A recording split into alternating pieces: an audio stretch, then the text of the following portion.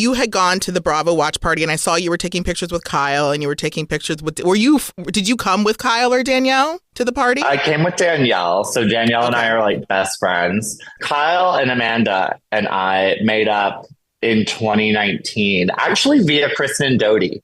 Kristen Doty facilitated that makeup.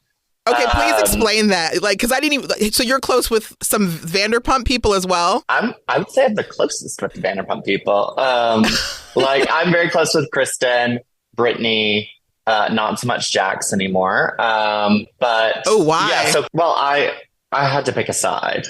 Between Brittany and Jax. Between Jax and Brittany. And Brittany is the nicest person in the world.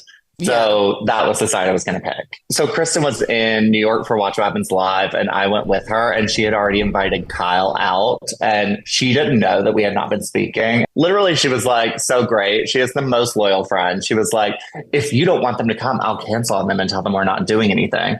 And she's like, but if you do want them to come, I will make sure that everything is fine. Because I had not seen them probably in 2 or 3 years. And the last communication I had was the 17-page email. Okay, so I wanted to ask you, so the 17-page email you did get, because like at that point you were still maybe coming back for season 3, so you did get that 17-page email. Everyone got the email.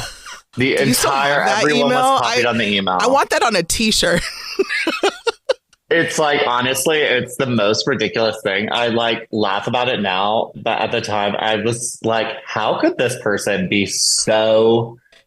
17 pages is a lot. I could not even write a 17-page paper in college when I had to.